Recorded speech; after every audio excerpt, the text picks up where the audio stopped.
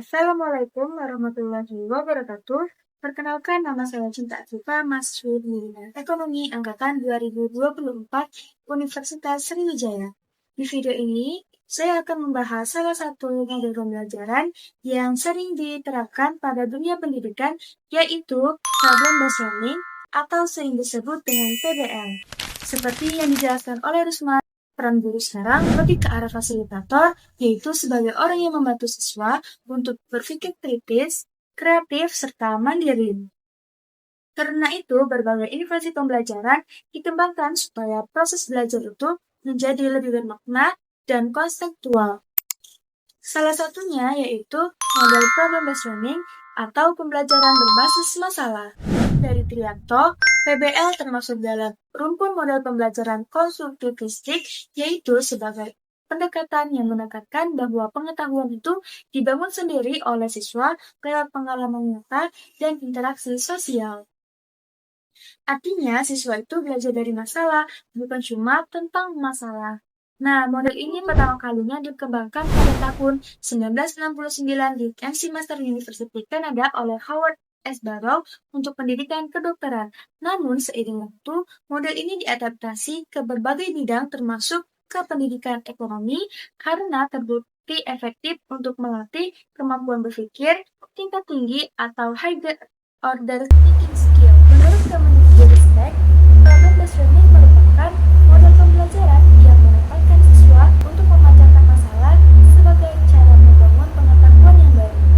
Nah, model ini sejalan dengan semangat kurikulum merdeka yang dimana menekankan pembelajaran konseptual, kolaboratif, dan reflektif. Sementara itu, Osman menjelaskan bahwa tujuan utama PBL ini adalah untuk membantu siswa mengembangkan kemampuan berpikirnya yang kritis dan analitis lewat proses penyelidikan terhadap masalah yang dekat dengan kehidupan nyata. Nah, berdasarkan Kemendikbudristek juga, PBL ini mempunyai 5 langkah utama, yaitu yang pertama, orientasi peserta didik pada masalah. Tahap ini, guru menyajikan permasalahan yang nyata dengan kehidupan siswa. Misalnya, kenapa inflasi di Indonesia pada tahun 2025 ada di kisaran 2,8% menurut Badan Pusat Statistik, dan apa dampaknya terhadap daya beli masyarakat. Nah, yang kedua yaitu mengorganisasikan peserta didik untuk belajar. Guru membentuk kelompok kecil supaya siswa bisa diskusi tentang apa yang sudah mereka tahu dan apa yang perlu mereka pelajari. Nah, di tahap ketiga yaitu membimbing penyelidikan individu maupun kelompok. Siswa mulai cari data, analisis, informasi, serta menghubungkan dengan teori ekonomi untuk menemukan solusi dari masalah yang dikaji. Tahap keempat yaitu mengembangkan serta menyajikan hasil karya. Setiap kelompok ini akan mempresentasikan hasil analisis dan solusi mereka, misalnya strategi pengendalian inflasi melalui tingkat produksi lokal atau efisiensi distribusi barang. Nah, pada tahap yang terakhir yaitu menganalisis serta mengevaluasi proses pemecahan masalah.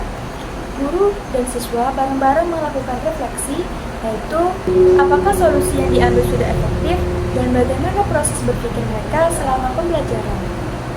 Penelitian dari Universitas Negeri Yogyakarta juga menunjukkan bahwa penerapan PBL ini bisa meningkatkan kemampuan analisis serta pemecahan masalah sampai 23% lebih tinggi dibandingkan metode konvensional.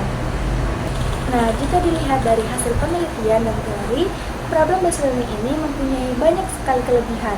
Yang pertama, yaitu bisa mengembangkan kemampuan berpikir secara kritis dan analitis serta pemecahan masalah.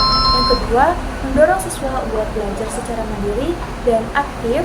Nah, yang ketiga, meningkatkan kemampuan komunikasi dan kerjasama lewat diskusi kelompok.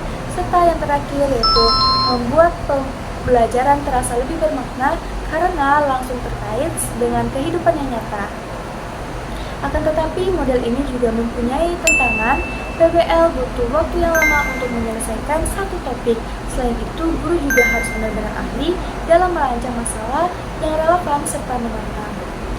Nah, kemudian evaluasi hasil belajar juga kadang agak sulit karena kualitas solusi antar kelompok bisa berbeda-beda.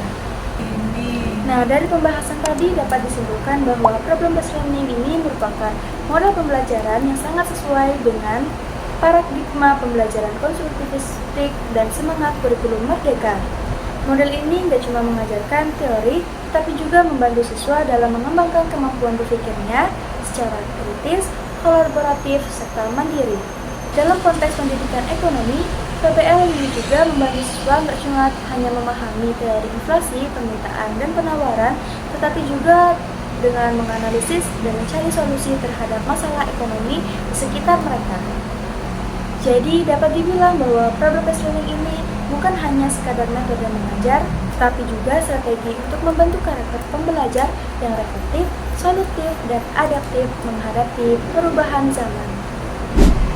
Sekian pembahasan dari saya. Terima kasih telah menonton sampai habis, dan semoga ini bermanfaat untuk kita semua. Wassalamualaikum warahmatullahi wabarakatuh.